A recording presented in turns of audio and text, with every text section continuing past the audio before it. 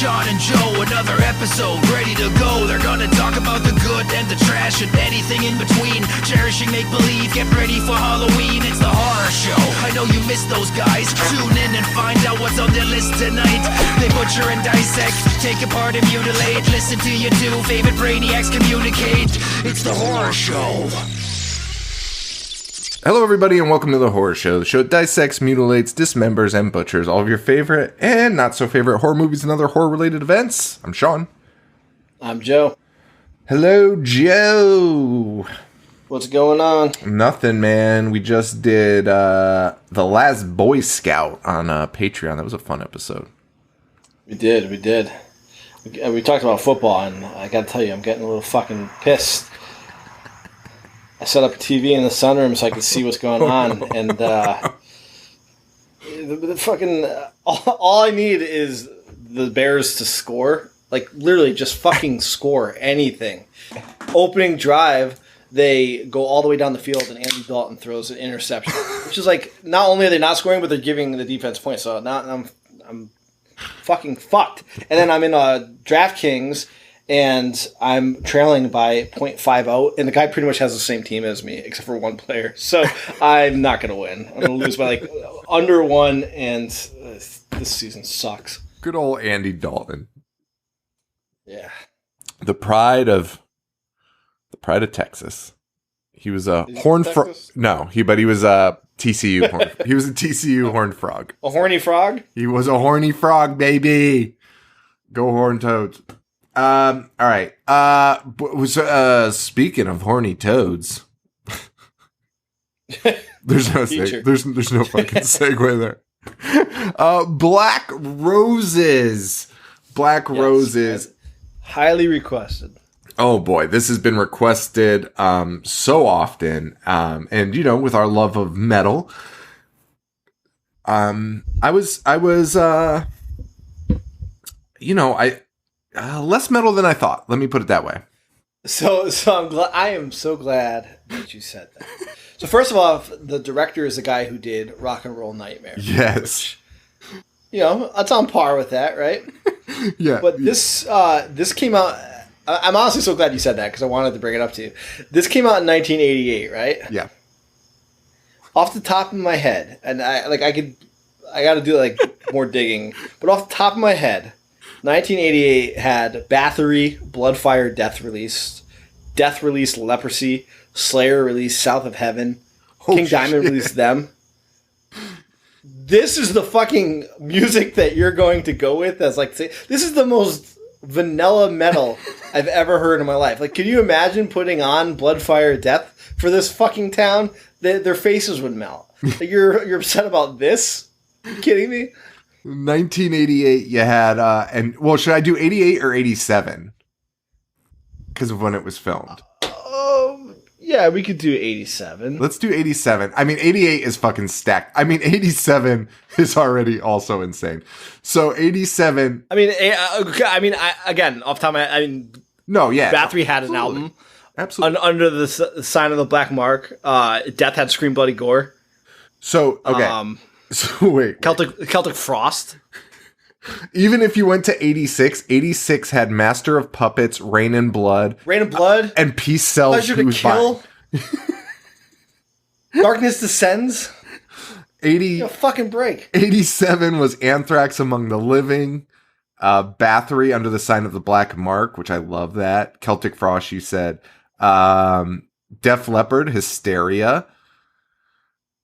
That's more in line. Yeah, that's more in line. Appetite for Destruction was also released that year. But, like, even that, I don't know. Like, there was still more. These guys were supposed to be super subversive. You know what I mean? And, like, I would say even Appetite for Destruction had more subversive, like, rock tracks than these guys did. King Diamond, Abigail. Fucking Napalm Death released Scum in 87. Scum. Wait till that town gets a load of that. I'll be really upset.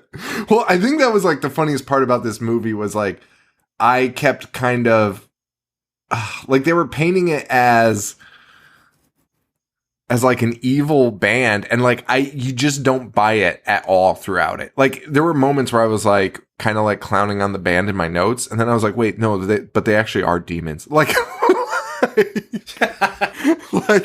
like they're no, like the mayor They are the most evil band. literally. And like the mayor is like fighting with people and being like, no, like, you know, you did this when the Beatles came out too, basically. Which I was like, yeah. I love that. It was like the Jaws mayor for rock and roll. Just yeah. Like, will you all shut the fuck up? Like, yeah. There's nothing to see here. And I loved it. And that guy was like totally right. And I was like, yeah, fuck on. Yeah, fuck right on. And then I realized, like, no, they're the fucking, they actually are demonic. So like, like they actually are right, which was a little weird twisteroo there.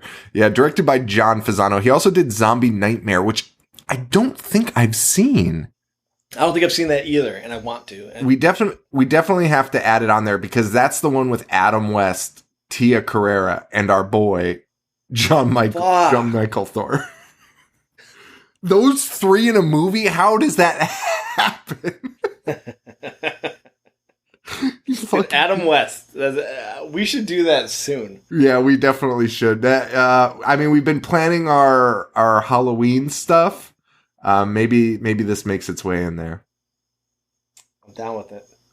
Nothing says Halloween like that. That could be our live show for October.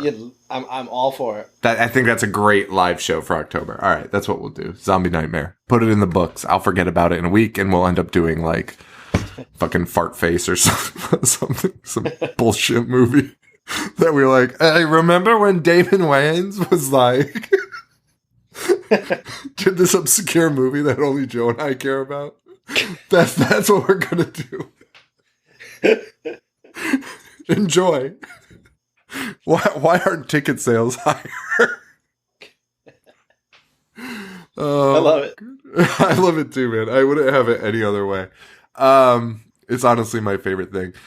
So this is basically Black Roses. Wait, what? Speaking of live shows, we should plug ours. When are we doing it? And by plug, I mean it's for my knowledge. It is. Hang on. I have it here. September 25th. Shit. September 25th is the date. It's a Saturday. And the movie we are doing. Oh, we're doing I Still Know What You Did Last Summer. I still know, yeah. I never wrote it down. So it still said Cry Wolf. And I was like, I know it's not that anymore, but I can't remember what it is.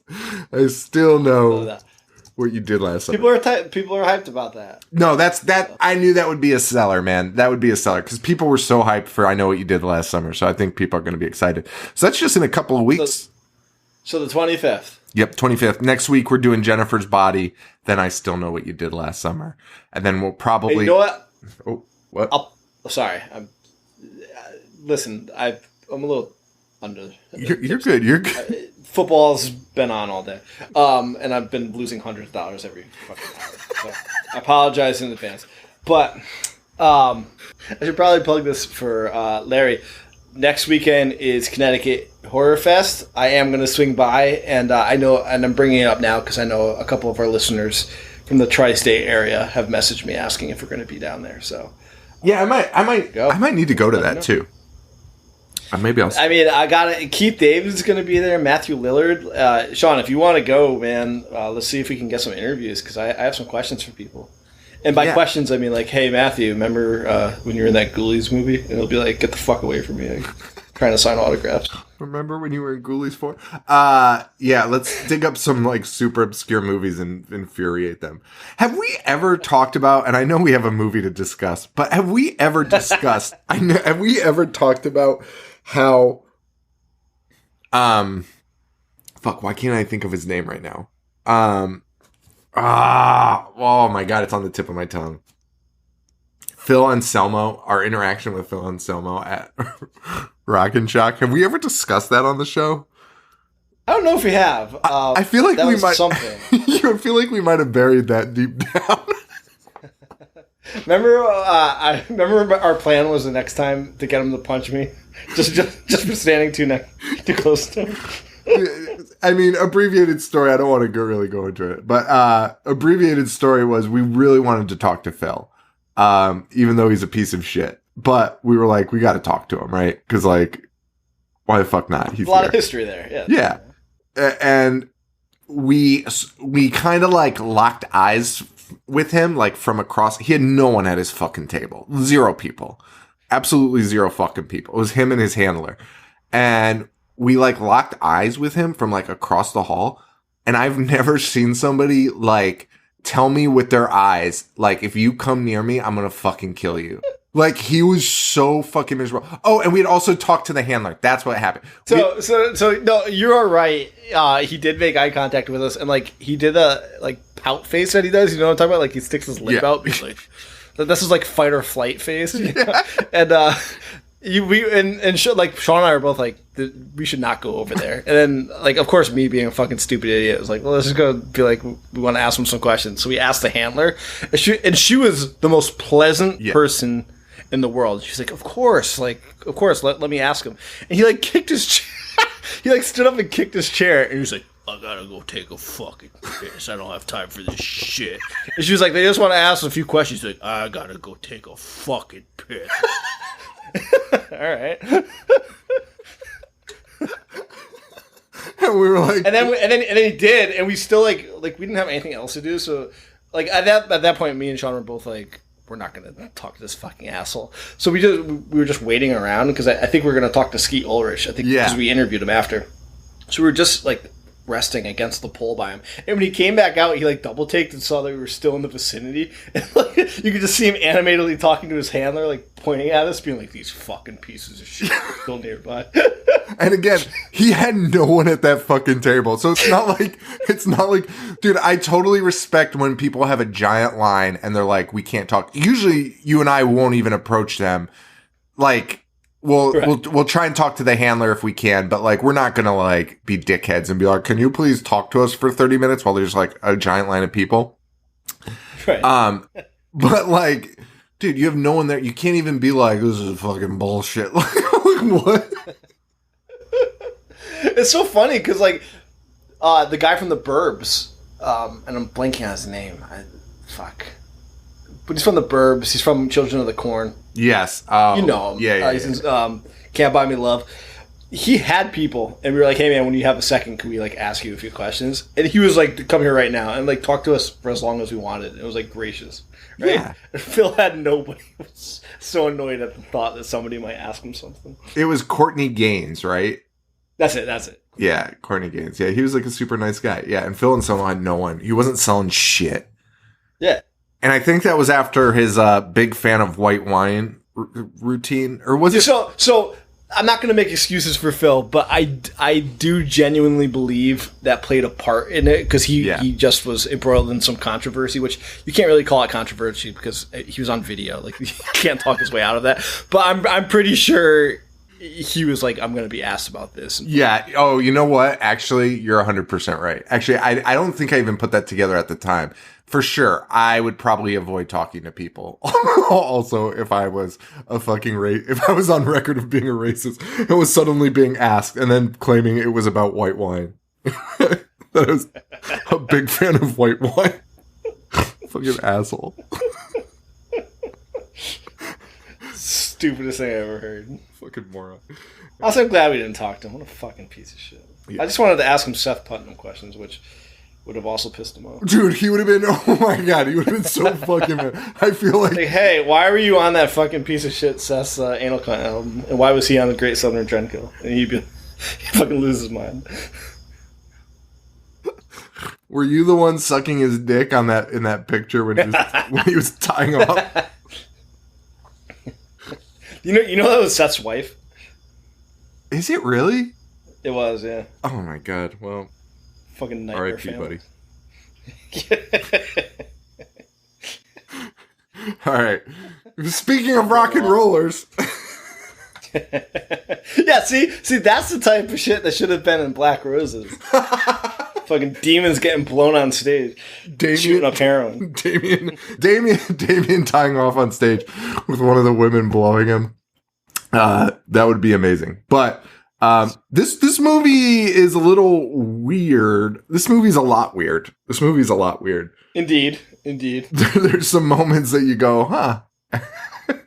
And which not much different than Rock and Roll Nightmare, where you were kind of like, well, that's an interesting choice. And very much like Rock and Roll Nightmare in the sense that they had these bizarre monsters that are not like super critical to the plot, but like they're just around. You know what I mean? Like the flying dick monsters. Yeah. Like there's a very similar vibe to this.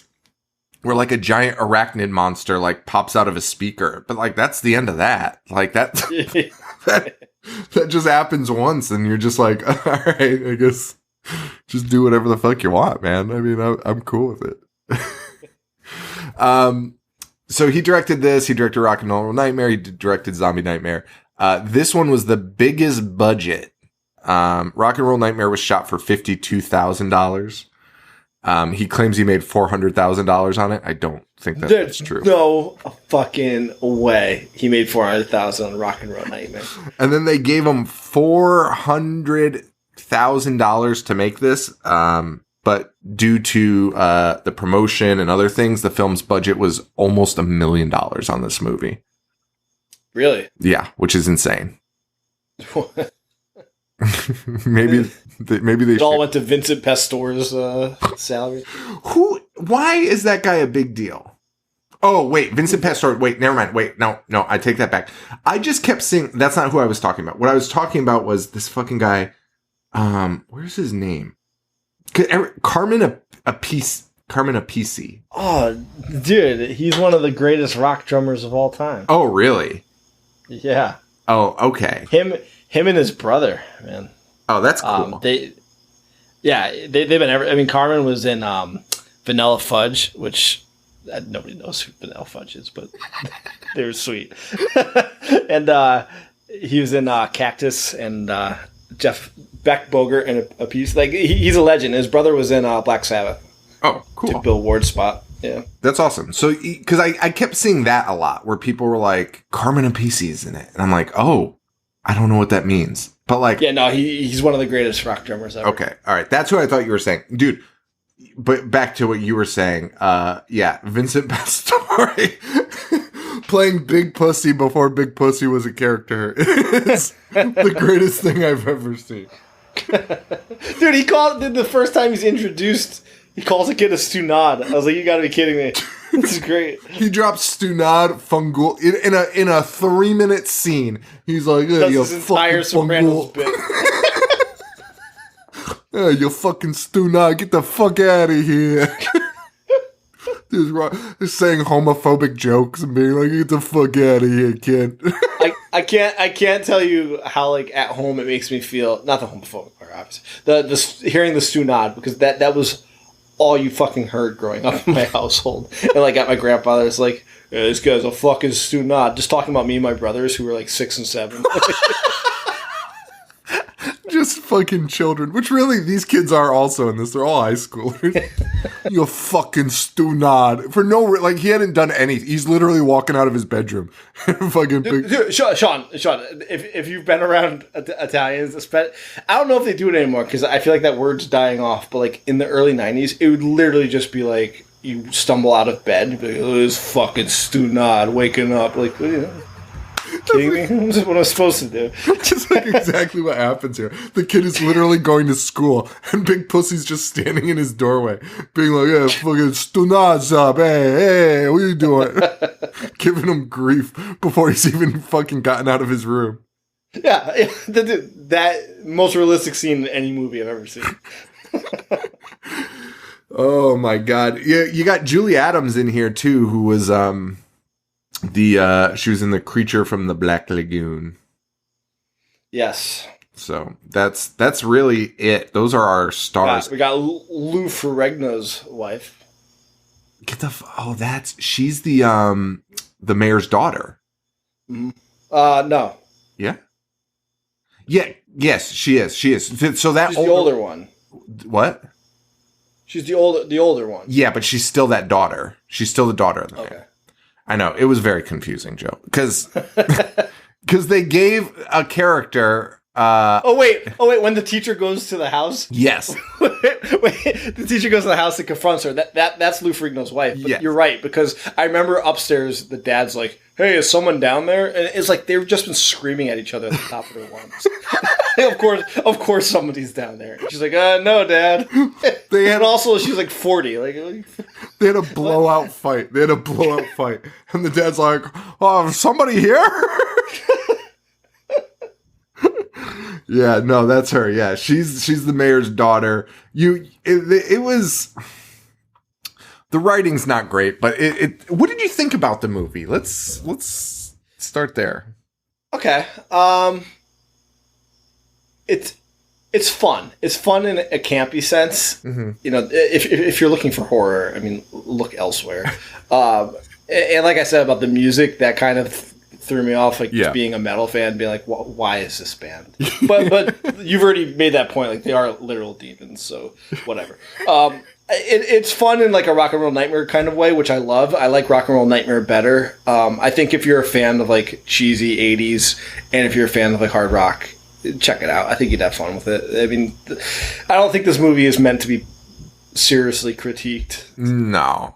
It's like Footloose with like the occasional It is decent like special effects.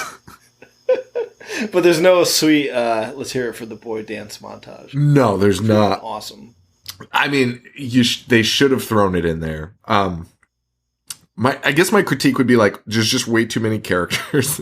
It's like I got lost. Like, there were people, like, even like what we're talking about with the daughter, right? Like, the fact that this was like the mayor's daughter, but like the teacher, the main character who's a teacher, he's dating the mayor's daughter, but like he's also linked with like Also has like a students. romantic interest with the student, which is very weird. Oh boy, yeah, that was bizarre. There's a bunch.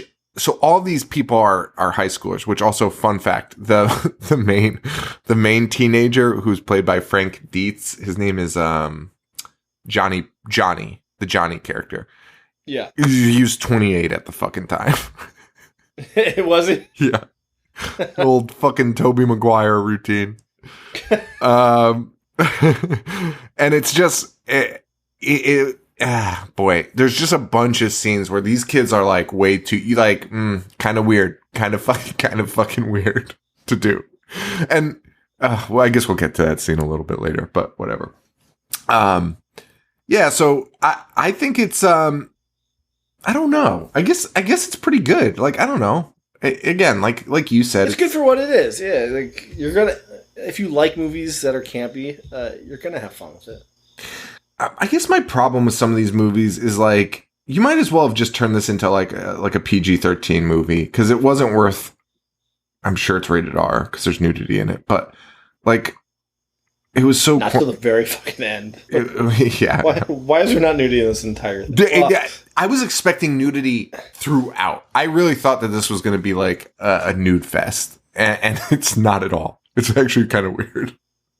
And the main shot of nudity in this is a 3-minute scene of a woman rubbing her breasts for no reason in the mirror by herself, and then just putting her clothes back on. She goes to the mirror, takes her top off, rubs her breasts for a few minutes, puts her top back on, and leaves. That's the scene. What does that set up? We have no fucking idea. And I say that about the nudity because, like, you always associate like sex, drugs, rock and roll, right? And this is a demonic band. Like, I thought they would amplify that. Like, that's what would get the parents going. And also, it's the 80s, you know, where you didn't need an excuse. And this movie gave you an excuse. Dude, it's just kind of bizarre. Exactly. It's 88. You got the guy that directed a movie with fucking monster penises that flew around. And John Michael Thor wearing nothing. Like, I just totally expected it. But, yeah, you know. Not bad.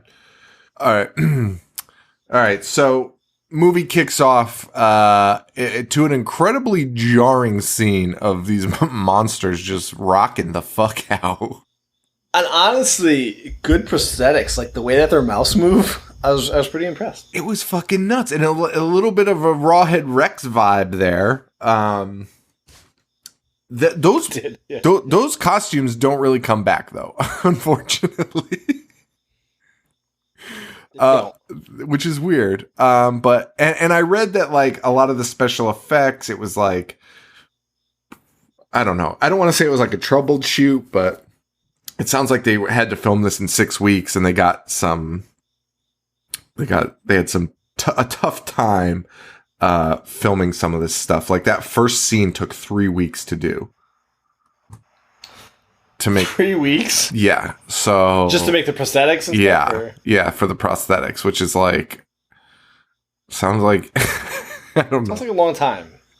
Seems like a very I mean, I don't know anything about it, so I could be talking about that. It could explain the $1 million budget.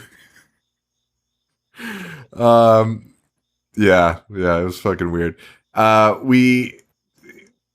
We open, so when we open up this rock band, they're monsters. They're playing on stage to this crowd that's going nuts.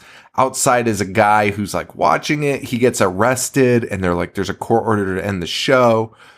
They open up the doors, and these zombie skeletons just run out. Yes. And then cut to a new town where you see this one of the, you get the vibe. This is the one of the rockers from a band. And he's looking very menacingly at the town around him, this very small town. And you see posters with his face saying, Damien Live, Black Roses. And then we're introduced to our cast of teens. You got Janie. Now, see, at first I thought we had 3 teens. Turns out we're going to have double that amount. And I don't know all of their fucking names. But we're introduced first to Janie, Tina, and Tony. I don't even know if I mean, I guess really. And when I was looking at the cast list for this, it was so weird because all those kids' names, like most of them aren't even in the main cast list, which is bizarre. Nice. Isn't that fucking weird to you? Like, I don't know. It's so fucking weird. Like, even on IMDb, I had to go to the like see more to get to all the kids' names. That is weird. Everyone. I assume there's such like no names, right? They're not in anything else. No, they're not in anything else, which is fine. But like, neither is anyone else. like Julie Adams, I guess. But like, what? Like Damien should be top, I guess. But like Mr. Miller, Mrs. Miller, like who the fuck? I don't even know. Tony is one of the kids. Jason Miller, don't know who the fuck that is. Priscilla's the mayor's daughter. She's in like 3 scenes total in the fucking movie, and she got over everyone. Mrs. Sullivan, don't know who the fuck that is. Vincent Pastore got billing over everyone, and he is in literally 1 scene in the movie. For only 5 minutes. That's it. And he's even below everyone else. He's like at the end of like these people. Like, even if you wanted to be like, well, he's a big name. Like, well, no, he's not. He's at the fucking bottom of like the main one. It's just such an odd cast. And so you got Janie and Tina. And like, really, when you think about it, the main character, I guess, is the teacher. Yeah, he definitely is. He's a protagonist. And I don't know his name. Matthew Morehouse. It's Mr. Morehouse, yeah. Matthew Morehouse. I never caught his name once. I just referred to him as teacher the entire time in my notes. So it's a very odd cast, and it's a very odd story that we're going to get to. But the students are in Mr. Morehouse's class, who is he's like that. He's portrayed as like that college professor that's like, let me tell you about Walt Whitman. This guy talks about Walt Whitman so much in this fucking movie. And he's like talking about a blade of grass and all of these things. And he's like, hey, can somebody explain to me what this poem means? And this kid's like, yeah, it's like when my parents don't like black roses and they don't want them to perform here. And Mr. Morehouse is like, no, don't think that's what it means. Which is like the best shit. He's like, yeah, no, I don't think that's what it's about. I think it's about something else. But like all the parents hate this band, Black Roses. They think they're satanic. They think they're going to ruin the kids forever. And apparently they've also never even listened to him because when Black Roses rolls into town, they do a little Trojan horse routine here. They come in a little taste. They come in all covered up and they're just singing ballads about their hometown. They're like, hometown. And all of the parents are like, oh, I guess this isn't as bad as I thought, which is like the most idiotic thing I've ever seen. Because, like, you've heard them. Being that mad. Have they heard them? So, yeah, let's talk about that. Because, to your point, they've either heard them and are easily fooled, being like, well, maybe what I heard was not right. Or they were just outraged for no fucking reason. Which, hey, you know, I've heard of this happening. For sure. It seems like almost it still happens on social media. I don't know. I mean, maybe that happened. I don't know. They just took something and ran with it, having no information about it. That's 100% what happened. That would be fucking weird, wouldn't it? And these people didn't even have the fucking internet. Just word of mouth to verify that we do now. So, but yeah, the town does not like them. They have a big town meeting, and they're trying to ban the Black Roses for performing. And the mayor is, as we discussed earlier, is very not pro Black Roses, but like he was like, hey, remember when the Beatles came and you tried to, he like points out one dad in specifically. He's like, remember when you ran your son out of town because he grew long hair? And the dad just like smiles and is like, yeah, I remember. I remember when I lost my son forever. Yeah, that was fun. Thanks for reminding me, Mr. Mayor.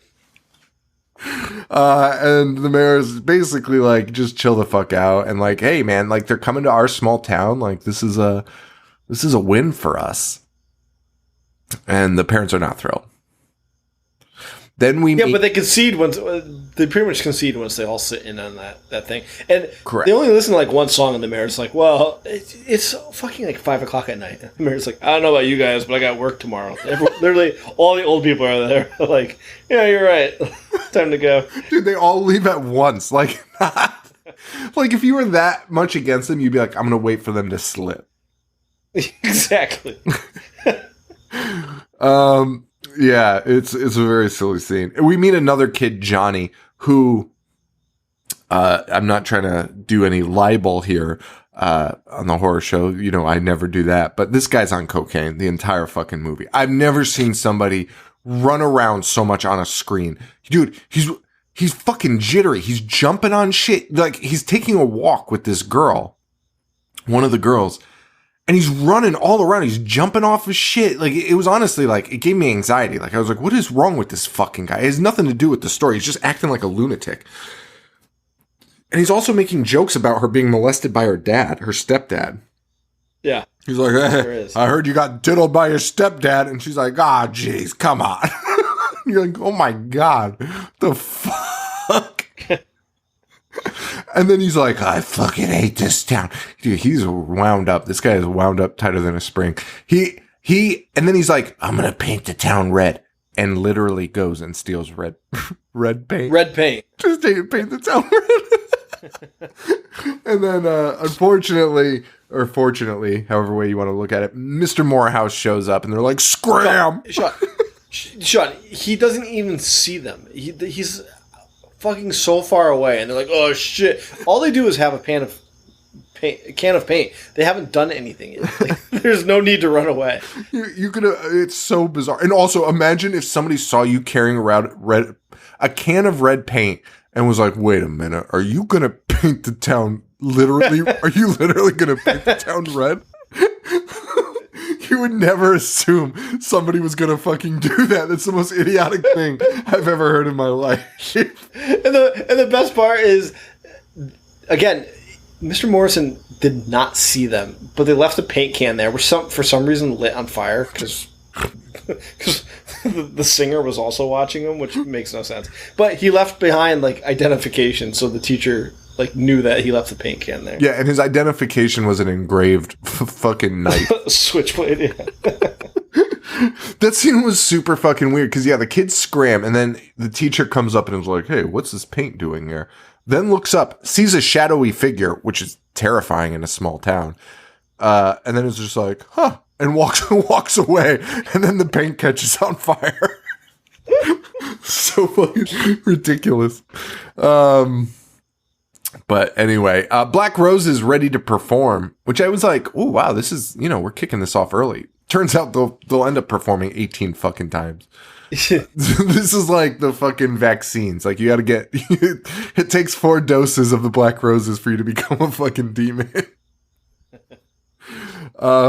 Everyone in the crowd is very mild mannered, and which was a great swerve, right? The Black Roses come out, they're covered up from head to toe, like they're not wearing anything outrageous. You're like, oh, all right. And then they start playing these ballads, and the kids are just like sitting, bobbing their head, and you're like, oh, this is fucking bizarre. And all the old people, like you said, they're like, all right, we got to get out of here. But except Mr. Morehouse, who does leave, but stands in the doorway for 5 minutes being like, this seems a little weird. But he leaves anyway. And then they turn into the real Black Roses, which is just like leather David Lee Roth type jumpsuits. Like leather suspenders and leather pants. And not singing all that much more risque songs. It's not far from the ballad they were just singing. They're definitely not. It is the most it's the most watered down hair metal like you could ever imagine. Oh, man. Have you ever seen Eddie and the Cruisers? No, I don't think so. I know the name. Is it a band or is it a movie? No, it's a movie. It came out in '83. It's almost identical to this, but is it really? Movie. It's not a horror movie, but like, so a band comes into town and the guy fakes his death. But I just wanted to bring it up for anyone who's seen Eddie and the Cruisers. It just reminds me of this so much. Oh, this looks awful. It's like Tina's top 3. I was gonna say you definitely watch this because of Tina, but that's fine.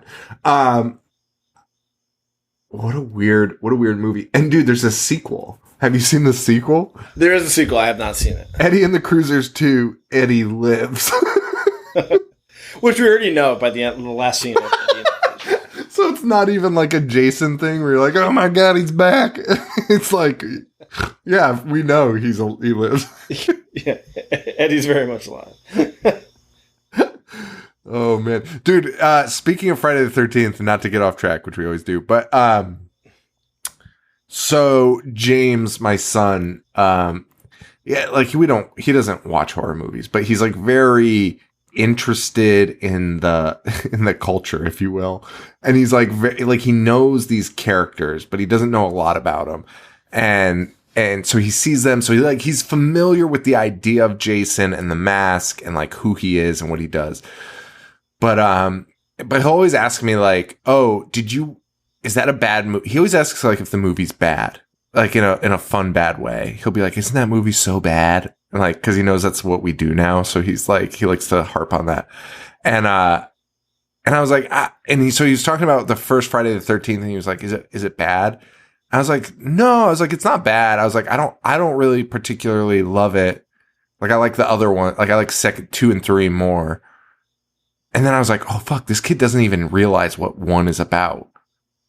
And I was like, dude, I was like, do you want to know something crazy? And he's like, what? I was like, Jason's not even in the first Friday the 13th. And it blew his fucking mind. And like, just from a concept of like, why would the character not be in the first movie? And every time I think about it, it is so insane that they made that leap from Pam Voorhees. It's fucking legendary if you think about it. Jason's the most iconic character ever, and he wasn't even in the first movie. Dude, and I mean, for everyone that's going to yell at me, yeah, I know he was. Yeah, exactly. But like the mask, right? The mask is not there. The menacing... The mask isn't even there for the second one. Well, that's true too. But even just the menacing big guy, like fucking like that was not even a thought in the first one. And like, man, like that's fucking that's crazy that they morphed it into that. Yeah. And it did. It took 3 movies to become the character that everyone loves. Correct. That's fucking nutty, man. That's fucking nutty. Brilliant. Anyway. That could not have been planned. Fucking falling into shit there. Dude, I was just debating that in my head where I was like, because like the Fast and the Furious movies, right? Where we were like, that's fucking incredible to backwrite from Tokyo Drift 4 other movies after that to backwrite them into Tokyo Drift, right? And you're like that's fucking brilliant. Or was it also a little bit of falling into shit? And like, was Friday the 13th the same thing? Or were they like, eventually we're going to put a mask on him? There's no way, right? There's no way. Absolutely not. All right. So back to the movie. So the teacher's concerned about this band because the next day at school, the kids none of them are speaking. And they're like, fuck Walt Whitman. So the teacher gets concerned he goes and talks to Damien, the band leader, and they share what appears to be 2 glasses of milk. I didn't catch that. Very fucking edgy band. Like, come on, man. Like, this is supposed to be like a rock and roll band that we're afraid of, and he's like drinking a glass of milk with the teacher. It's like, hey man, rock music is rock music. And that puts the teacher at ease, but sort of, but also on edge because the Damien is like, have fun fucking the mayor's daughter. And he's like, wait, what? Excuse me? Wait, Sean, can I backtrack? Because I wanted to ask you about this. Yeah. After the paint can scene, right? It goes to school the next day, and that girl's like, hey, can I ask you about last night? And there's a guy in a yellow tank top who's literally just like a passerby who's like, oh, last night, and then just starts pretending, doing the blowjob motion, like sticking his tongue in his cheek, and he does it for so long. There's a few scenes like that in this movie that are inappropriate and just like, who why is this in here? It's so fucking bizarre. Most obnoxious character I've ever seen. After that, we get the big pussy scene, which, he's, hey, fungo. And he's trying to turn off the stereo. His kid's playing Black Roses. And suddenly the stereo starts melting and there's like tentacles on the speaker. And then this giant bug monster comes out, grabs Big Pussy's face, which, by the way, is Big Pussy the most iconic name ever? It's unbelievable. It's honestly unbelievable. I remember the first. I literally remember freshman year of high school hearing people talking about Big Pussy and being like, "Are these guys talking about fucking porn?" And like, no, they're just talking about Sopranos that was on HBO. And now, I mean, we're talking about like more than 20 years after that. Big Pussy is like common, like a name that you could just hear somebody talk about, and you're not like, not offended, but like you're not like, oh shit, what did you just say? Everyone just knows who Big Pussy is, which is insane. And also, it would be a nightmare to be that you called Big Pussy. Yeah, if you're Vincent Pastore and in the streets, everyone every day is like, Big Pussy. Bringing your grandchildren to school, like, Big Pussy. Great, thank you. It's exactly what I wanted. But hey, it pays the bills, right? Yeah, man. Is he still alive? Yeah, he is. Dude, he's 75. Holy shit.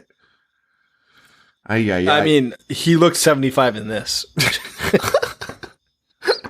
You know what's his best role? It's Big Pussy. It's Tony. He's in Carlito's Way, right? But he's also Tony in the Jerky Boys.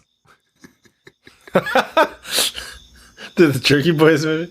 Remember when the Jerky Boys got a fucking movie? That's honestly what a piece of pop culture there. 95, dude. That shit, Johnny and fucking Kamal, those two fucking guys making shitty prank dude. Oh my god. Talk about like a viral sensation before Yeah, they're the originals. Dude, like, that was, like, passed down to you. Just making prank phone calls. Right? Like, that wasn't, like, I mean, I know they had, like, tapes and shit, but I feel like it was more of, like, an initiation. Like, somebody was like, have you ever heard the Jerky Boys? And then they got you a copy of the tape. Like, I don't think I ever saw an actual purchase copy of it. Like, I always saw, like, bootlegs. I never saw a purchase copy of it. For sure. I'm with you. Dude, having their own movie, that's so ridiculous. Trying to make like people that's so funny. That's actually that's interesting because like that movie He's All That just came out and the lead girl is from TikTok and like everyone's like, why are TikTokers even famous, right? Like why are they being put in movies? The fucking Jerky Boys had their own. Not only were they put in movies, but they had their own movie. Like that's so stupid. That's a great fucking point, dude. And honestly, like, I mean, to a lesser extent, even some of the comedians that they gave 90s movies to, like going back to Chairman of the Board, which I think we talked about in our Patreon. Yeah. Not here. Going back to Chairman of the Board with Carrot Top. Carrot Top is not a fucking comedian. He's not. He's a fucking prop comedian. Like that's different, right? And to give him a fucking movie is asinine. Where he used props in the fucking movie. Like, they had to build that into it. Same shit with, like, the Jerky Boys, where they were like, dude, the movie is them doing prank calls, and that gets them into, like, a money laundering scheme. Yeah, it's not like the Jackass movie works because everyone going into it knows that it's just them doing, like, it's an extension of their show, right? Right. Jerky Boys had a plot. Jerky Boys had a script. It's fucking ridiculous. Here's the film features two men, Johnny B and Kamal, aka the Jerky Boys, two self-described lowlives from Queens who get in trouble with the mafia when one of their prank calls leads them to discover a money laundering business. The Jerkies discover their long-loved hometown bar will be torn down unless they stop their shenanigans. When are we doing the Jerky Boys for the show? Immediately, obviously. I think so. Okay, so like we're kind of booked up. This is our busy season. So we got September's done. October we kind of already have booked up, right? November, we'll do probably a couple weeks of Trovember, and then I've got a movie I need to do for sure for November. I haven't discussed with you yet, but trust me, it'll be fine. Ooh. It's Ozploitation. It's fucking great. And so maybe December we do 90s. Although December we're gonna want to do a Christmas thing too, but there's not many. All right, so we can start the new year. New Year 90s. It flows. The 90s blows. Is that what you said? I said it flows. Oh, it flows. Yeah. Let's do New Year's 90s. And because I know there's a lot of people that have been like, please do more 90s horror movies. We get that a lot because that period was fucking rough. So let's do that. And we kind of did that last year with fucking, what was it? End of Days. Yeah. Or was that no, that was 98. That's 2000. Was it? 99. Yeah. I feel like it was 99. Honestly, I relate it to the only way I date that movie is Arnold Schwarzenegger's appearance on SmackDown. So, and there you go. And who was on that episode of SmackDown? Yeah, let's do that, and we could do the Jerky Boys for like Patreon. We could do like the non-horror movies, or maybe we'll do it for our regular show. Who cares? I don't give a shit. But. I mean, we're doing Black Roses right now. We have talked about it for like 5 total minutes. So we can do whatever the fuck we want. Well, Black Roses is very cut and Black Roses is not very plot heavy. It's not. It's actually, I was actually surprised at how little I had to say about Black Roses. So that's why I'm getting into the Jerky Boys here, guys. Send us your favorite Jerky Boys moment. Dude, Alan Arkin is in Jerky Boys. Is he really? Yeah. Anyway, Black Roses.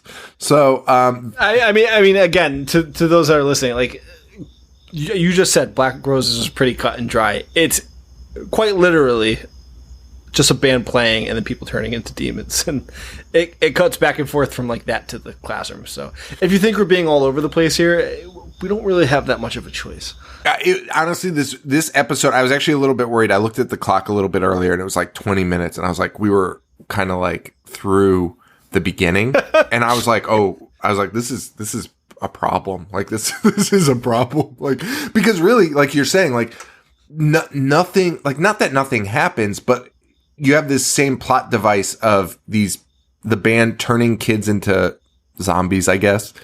But it takes them 4 concerts to do that. And then in between, we're going back to the school where the same thing is happening, where a teacher's like, hey, are these kids being brainwashed?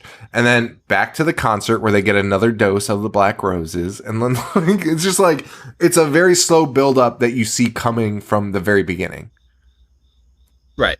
You know, like, what's going to happen, and they just draw it out like through most of the movie. And that said, it's not hard to watch, but it doesn't take a lot of time to explain. No, it's actually because of that, it's very easy to watch. Yeah. It's like you know exactly what you're getting, and it flows well because it goes from one scene to the next, scene to the next. But in our format, it doesn't give us much. Right. So Big Pussy is sucked through the fucking speaker. He's dead. Yeah. He's dead. Second night of performances, we start seeing people turn into like skeleton people, which was kind of fucking tight, but nothing comes of that. That immediately that's the end of that. Nothing happens with those people. At the teacher's house, his car gets vandalized. A rock is thrown through it, and a Black Roses poster is left on his car, which is not very discreet. So he decides to drive around to see what's going on. And now suddenly there's some crime going on the street. There's some street fights happening. And he's just like, oh, like I got to go talk to the mayor. So he's on his way to do that. One of the characters, Johnny, gets molested by a naked demon. No nudity, all in the shadows. Don't know what this scene brings to the table, but nothing. Because all the other kids are acting up and like murdering people. And Johnny was just getting it in with the naked demon woman. Yeah. Cause Tony, Big Pussy's son, he runs his fucking mom over. And you know what the other thing is, man? I wish they just went a little bit extra on the violence and the gore. And I think this would have been nuts. For sure. That was honestly, my only like real qualm with it is that not enough happens. You're already gore and kills. You're already at an R rating, dude. Like he runs his mom over, which sounds crazy, and it kind of is, but it's like the most comedic run. Like he backs into his mom, and you're like, oh shit! But then she goes flying like a cartoon character, and she like lands like 100 feet away, and you're like, oh, all right, okay. Like that wouldn't even kill you. Like if that actually could have fucking happened. And then Johnny fucking goes into his dad's office and is like, hey dad, I love you. And then fucking shoots him in the head 5 times. Fucking wild. And then Tina starts playing strip poker with, is that her stepdad or the other girl's stepdad?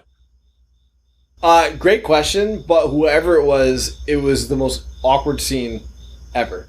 Most inappropriate, bizarre thing I've ever fucking seen in my life. Don't write that into the fucking movie. It is very unneeded. It is very unneeded. Jesus fucking Christ. But you know what? You know what we didn't talk about? When the alien comes out, did you notice how fucking loud it was?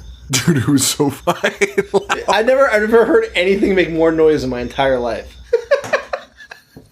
And no one was alerted to it. House full of people. Yeah, no, that was fucking bizarre. That was totally bizarre. So, their parents are dying. And people know. Yes. Back at school, the teacher's like, hey, I want you to write about Thoreau. And this one girl's like, there's a poet that's writing rings around this guy, and his name is fucking Damien. And they all start chanting Damien. And the guy's trying to talk over him, being like, would you please write about Henry David Thoreau? Then the next scene, totally like, again, like, boy, movies like this, man, crack me up. Because it's just like, you know, like we bashed like I know what you did last summer, but you realize like script writing is a pretty critical piece to a film. Because like this makes no sense. Janie goes to see a therapist, and I think it's about her dad dying, but like again, I can't keep track of these people. They all look the same. And the therapist is like, what would you like to do? And she's like, I want to scream out a window. And he's like, oh, that's a great idea. So he opens a window and she just pushes him out a window. And also like becomes a demon for a split second, but then like immediately returns back to her normal form. Correct. And is like, how about that for a scream? There's like groundskeepers outside that would have seen her do that. But whatever. Yes. At what I thought was the final concert, but it's not. It's just the third of four. 3 of 4. At the third booster shot for the Black Roses. He has an almost entirely full grasp on the kids, but I guess not enough. And he's now speaking Damien's now speaking in a demonic voice, and he's like, rah, rah, rah, rah. And this is followed up by that very long, upsetting scene of a woman just rubbing her breasts and putting her clothes on. And then goes downstairs, and it turns out it's a high schooler, which not great. And then that weird stepdad is like, oh, hey, honey, would you like to sit with me? This was fucking upsetting, man. This should not have been a fucking movie. And but thankfully, she murders him. Yes. With a fucking ashtray. That same woman, or girl, because she's in high school, then goes to the mayor's daughter. She appears in the mayor's daughter's car because that mayor's daughter is dating the teacher. Lou Ferrigno's wife is dating the teacher. And she's sitting in the back seat of the car. And like the mayor's daughter, whose name, I'll give her a name because I hate saying that over and over again. Priscilla is like, oh, Priscilla's familiar with her because she's like, you're the fucking teacher's pet. Priscilla feels like this girl is like, and other people in the town also are like, you're fucking the teacher. This poor girl, like, she's either accused of fucking her stepdad or fucking a teacher. What a fucking nightmare. And she's like, you're the teacher's pet. Fucking slits her throat. Great scene. I mean, we needed more of that, to be honest. Yeah, that was like the only one where you were like, oh shit. Back at that high school, Mr. fucking Morehouse is researching, I guess, demons and black roses, but he's doing it at a high school fucking library. Like, our high school library didn't have shit. Like, you're not gonna be fucking, you know, it's not like a fucking research center. It's a fucking, just gonna find hatchet and shit.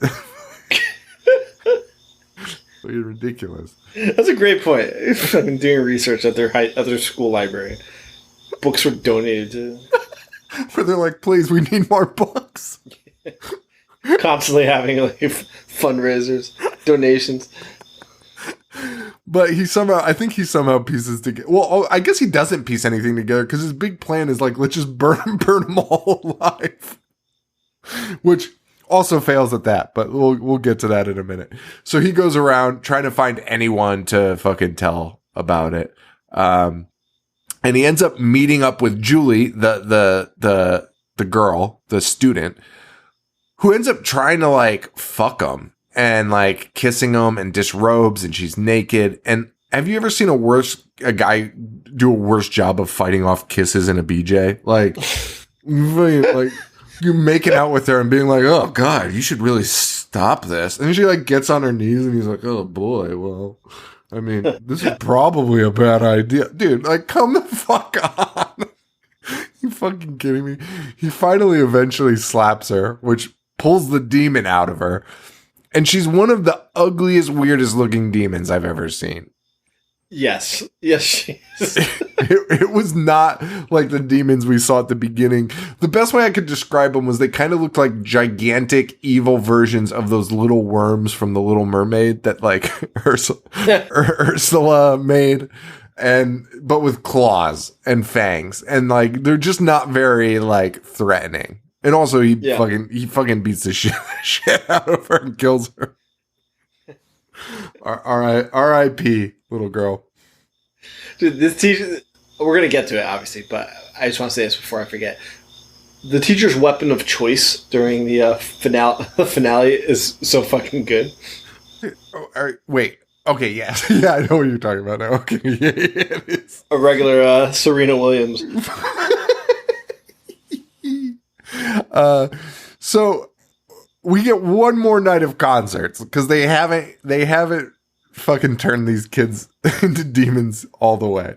Such a long ass process. But like, honestly, this might be the most realistic thing. Like, there's no way a demon's gonna turn you in a night, right?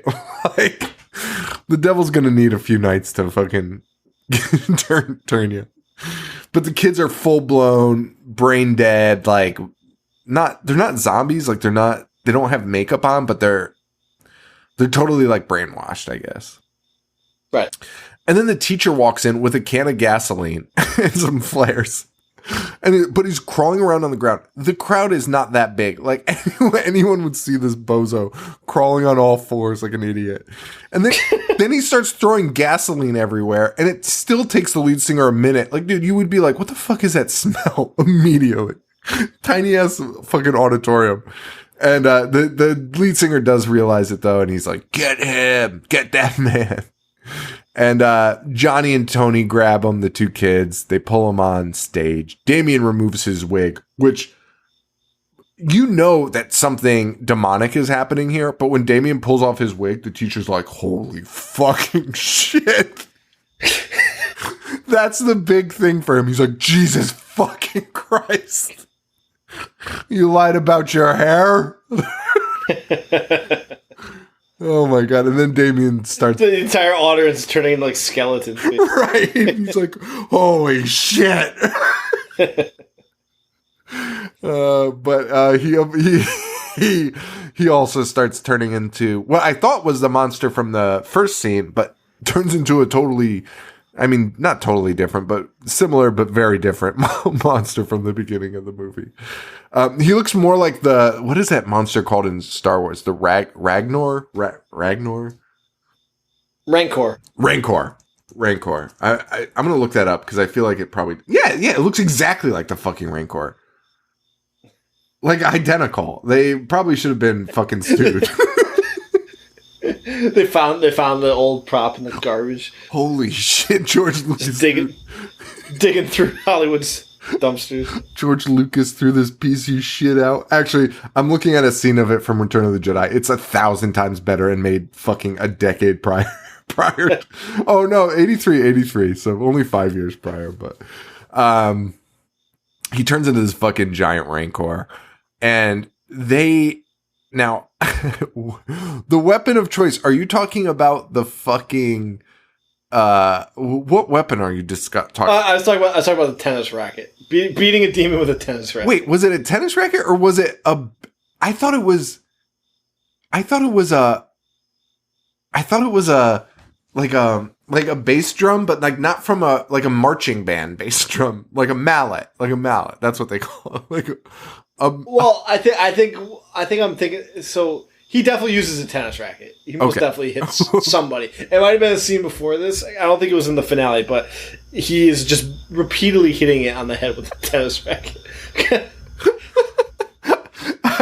I don't remember that. I remember the fucking bass drum mallet from a marching band, which is also idiotic. But none of those are as bad as the fact that most of this fight is done in a fisticuffs boxing match between a monster and a man. It's like Jason Takes Manhattan stuff. Dude, fucking punching the shit out of each other. And the kids are chanting, fight, fight, fight. Fucking idiotic, most idiotic thing. And then he says, show's over. And then he lights a flare and lights the stage on fire. And you're like, oh shit, he killed them. And he runs outside and he's like, go save the kids. Then it cuts and you see the monster is nowhere near on fire. And the fire, honestly, kind of poses no threat to him whatsoever. And you're like, oh, that's kind of weird. Is that just bad special effects? Or is this thing just going to leave the building? Turns out it's the latter. It's the latter. This guy did not do anything. He did not save the day. He saved the remaining kids. But the next day, for some reason, the mayor and this teacher are hanging out together. And on the news, they're like, Black Roses is in town in New York City to perform in front of 500,000 Madison Square Garden. Fucking give me a fucking break. Which, by the way, they claim there's going to be 500,000 people in Madison Square Garden. Madison Square Garden maybe holds 20,000 people. But I love that this Canadian director was like, Madison Square Garden, 500,000 people. Oh, man. And that's actually the end of the movie. That's the fucking end. That's how it ends. Can I say something?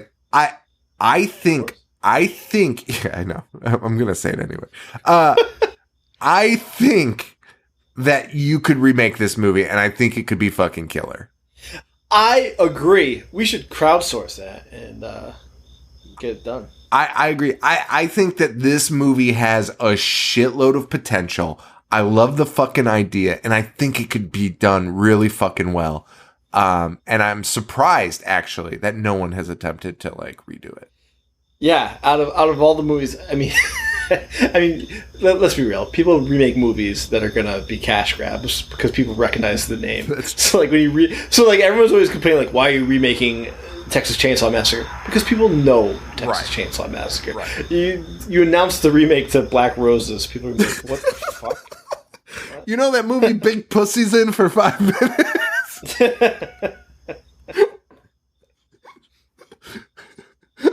That might be the biggest selling point. Bring back Vince and pull a Marvel or DC and just bring in Vincent again as the same fucking character. Hey, you fucking motherfucking stunad fungu, hey, get the gabagool. And put John Michael Thor in it also. Agreed. We need to get this done. Vinny and Michael. We can definitely do it. Vinny's like 72 years old. He'll fucking do it. Won't know where he is. Yeah, it's the what is it called? The Saints of fucking 18 fucking word title. The New Saints of fucking Newark, New Jersey, or whatever the fuck it's called. Yeah, this is a new episode. That, yeah, you gotta tell young Tony to fucking. I mean, that makes no sense to the story, but whatever. Big Pussy is somehow older, and Tony's a child. You're gonna turn off Tony's radio. All right, that's all I got, man. Anything else, man? We got Jennifer's Body next week. I'm excited about that. Yeah, I am too. That'll be fun. That'll probably have a story, a fucking plot. I'm excited to talk about it. I'm excited to watch it. I'm really excited about I Still Know What You Did Last Summer, and Joe programming our October lineup basically the other night, and I'm pumped, baby. Can you remind me? Halloween 5. That's right. 5 and Halloween Town Part 2. Which Joe informed me we've covered every Halloween movie except for 5, which might be the most horror show thing I've ever heard in my fucking life. Literally the movie, like, dead ass in the middle of all of them. And we were like, no, not that one. We'll save that for a special occasion. Like, what the fuck? I have to shout her out. I have to shout out Ali Baba, who's... I can't even say she's just, what's even crazy is she found us over our hiatus. But she has listened to like every episode somehow like 4 times, and she is my so there'll be people that reach out to me and be like, "Hey, have you guys ever done this?" And I'm like, you ask her. Jesus Christ, I don't fucking know. So I'll ping Allie, and she'll be like, "No, but you talked about it on this episode." She'll be like, "Yeah," or she'll be like, "Yeah, you talked about it on this episode." And, like, give the actual episode number, and like I'll go back. I'll be like, "That can't be fucking right." Like I'll go and verify, and she is 100% right. So, thank you, Allie. Yeah, Queen Babwa. That's some queen shit right there. To be able to do that, because me and Joe need help desperately in that that fucking department, dude. I don't know how we haven't talked about every one of those fucking movies. I honestly don't. I think we fucked ourselves in the beginning because we did like the Jamie Lee Curtis appreciation episode. So we watched 30 fucking movies for that one episode. And just to talk about like the highlights of her career, and then when people ask us, they're like, "Oh yeah, we talked about it." But she's not in 5 though, right? No, she's not. So it's a bad example. But the point is, no, I know what you're saying. No, it's a good example. But like we talked about H2O and Resurrection and that, right. But we never did full episodes on those, right? But like we did enough where like we can't. I don't know if we could like rehash those movies. I feel like I could talk about Resurrection forever because Busta Rhymes is such a fucking idiot. Dude getting shot in the head. Fucking wearing a big... That was LL Cool J. Oh, shit. That's H2O. My bad. Oh, man. Fucking great. I love that shit. I tell you when I saw Busta Rhymes recently? I don't know. I feel like we should talk about it, though. Let's talk about it. He, because Busta Rhymes has a reputation of being a great live performer. He always has. People still will say, like, if you go on like Reddit and type in like best hip hop performances, Busta Rhymes will come up. Oh. So I had never seen him, and I've been to hundreds of shows. I finally saw him 2 years ago, and he played like 30 seconds of each song. And by him playing it, I mean Spliff Star, his sidekick, did most of the rapping while Busta Rhymes just like mean mugged on the stage. And then after like the 5th snippet, he took a water bottle. Bottle and he poured it all over this lady's head on the front of the just I don't know why. He took a sip and then just like poured it over upside down and went all over this lady's head. And she was screaming at him. And he stopped the show and he kept being like, "Oh, come on, it's just water." And then to make her to try and like diffuse the situation, he opened up another water bottle and poured it all over his head. This is in the middle of a concert. Poured it all over his head, and we got it into the microphone. Was being like, "See, it happened to me. It's not that bad." I'll say, unbelievable. That's fucking amazing. Most childish thing I've ever seen. This is actually what children do. Like, all right, I'll punch myself. Like whenever, I would get too rough with my brothers, and like they would start crying, and be like, "Oh no!" Like I like hurt myself. Yes, See, it happened to me too. Like you don't need to tell mom. Like it happened. We're even now. So stupid. Oh my goodness. That's amazing. Hello, Cool J. Oh, watch *Malignant*. Did you telling you, and I'm also telling our listeners, watch it so we can discuss it. All right, it was on my thing to do. I was so behind on watching movies this weekend, though. So I actually watched both movies today, which I am never doing that again. It's like fucking 4 hours of your life just like devoted to. I can't do that shit. I can't. I gotta like. It takes me. Like, my kids are at the age where it takes me like 2 days to watch a movie. So, and that's real. Like I'll start it after dinner, and like my kids will like distract, and especially if it's like a horror movie where I don't want them seeing people exactly stuff. So it takes me days to watch it. I watched both movies yesterday, and then I had a bunch of I never watch new movies. I just don't have the time for it. Yeah. And I had a couple messages like, "You guys have to talk about this movie on the show." And I was like, I don't want to sway people by saying this, but so I'll keep it pretty vague. But I was like, this movie seems pretty fucking good, and it's James Wan. And the first half of the movie, I was honestly like, what the fuck are these people talking about? Like, why are they telling me to watch this? Like, it's really good. But then it gets pretty interesting, I'll say. So, watch it. I don't want to persuade anyone of my opinion, but I would like to talk to you about it. We're gonna do it next week for Patreon with Damon Wayans. Perfect. With Damon Wayans, Bulletproof. Perfect. All right. Awesome, guys. Hey, new merch dropping very soon, so please keep an eye out for that. Maybe I'll set up a site where you can get an email reminder like I did last time, but I'll do it in advance, actually. And make sure you subscribe to us over on patreon.com/IHateHorror. We got our live show of I Still Know What You Did Last Summer. That's free if you're Mangle expert tier. The other ones get a discount code for that. And there will be discount. You get, I think it's like a 10% discount for our merch if you're a Patreon member. So if you sign up, now's a good time to do it. So head on over there, patreon.com/IHateHorror. We're on twitter.com /IHateHorror show. We're not on Twitter. I don't know why I'm saying that. We don't do anything on there.